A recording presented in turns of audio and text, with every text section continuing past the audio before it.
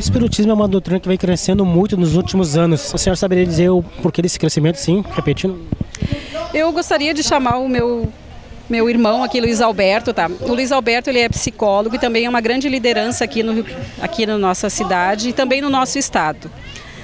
E aí eu gosto de ouvir ele falar, né? Eu acho que vai ser importante assim a fala dele aqui para engrandecer, né, a nossa... Boa tarde. Então eu sou Luiz Alberto Silva dos Santos, também sou trabalhador da causa espírita e do nosso movimento espírita há muitos anos. Guaíba tem se destacado nessa união dos espíritas da região. E o Espiritismo na Praça, então, vem oportunizar que as pessoas que não são espíritas conheçam a doutrina espírita fora da casa espírita, no ambiente público, no ambiente mais aberto, né?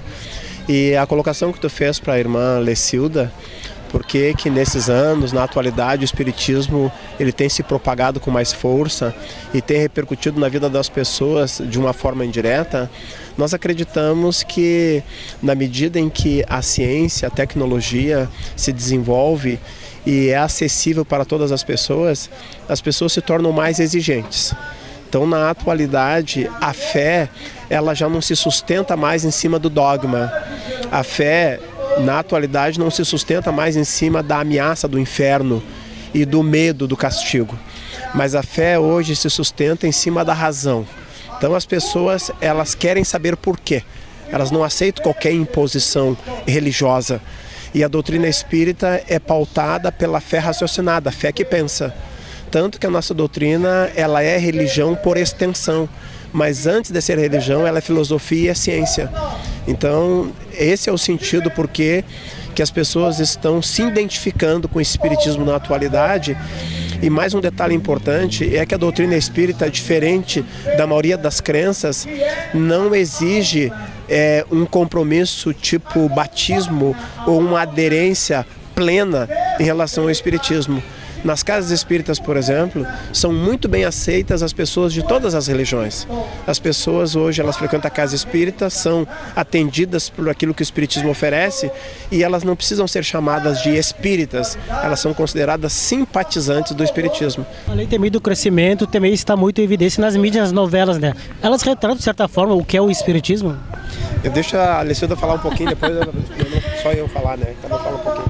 Eu acredito assim que eles conseguem retratar bastante coisas, né? Às vezes não trazem totalmente a realidade, né?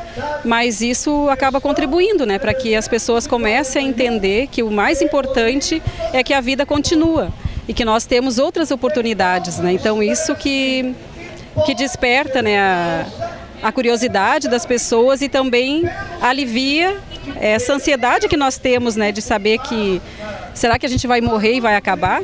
Será que eu não tenho mais nenhuma outra oportunidade, né? Aquela mãe, por exemplo, que o filho é um bandido, um traficante, que foi morto, né, numa forma violenta.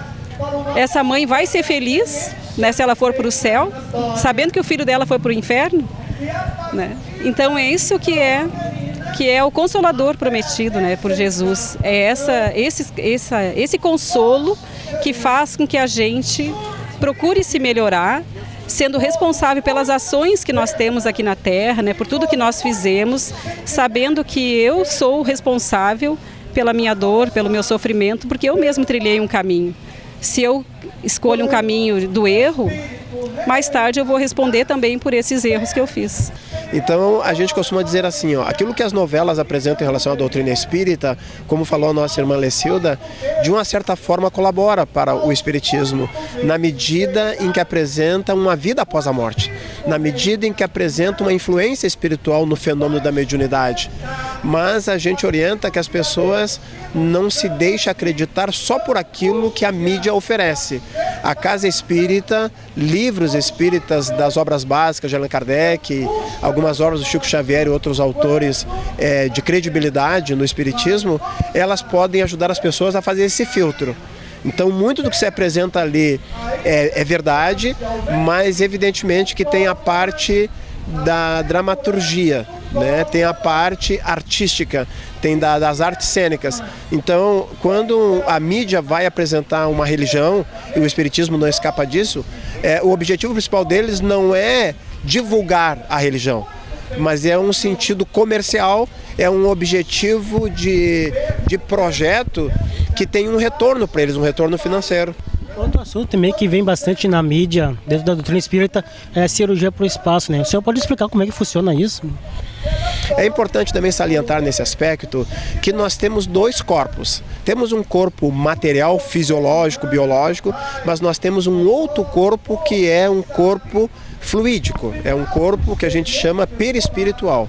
Esse corpo perispiritual, ele não é exatamente uma cópia do corpo físico. Mais do que isso, ele é o modelo do corpo físico. Quando a mulher fica grávida, o corpo que se desenvolve ali, ele já está seguindo algumas orientações do corpo perispiritual que se instala no útero materno. Significa dizer que tem muitas enfermidades que se projetam no físico, mas são enfermidades da alma, né?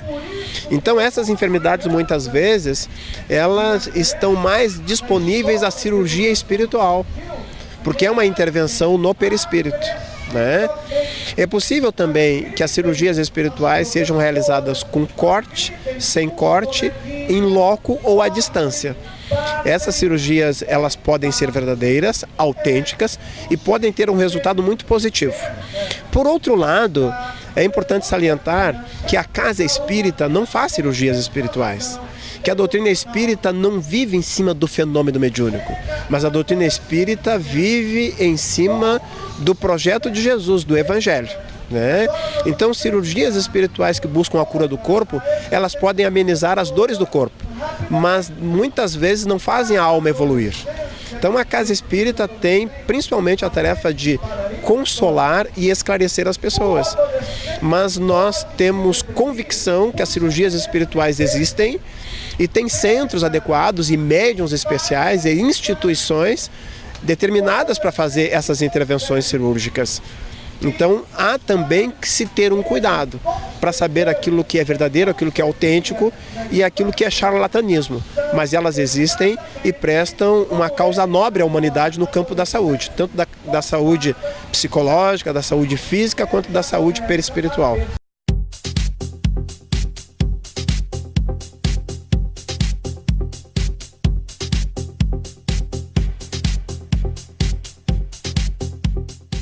Sou empresário no ramo de mármores e granitos há 19 anos em Guaíba, onde resido desde então.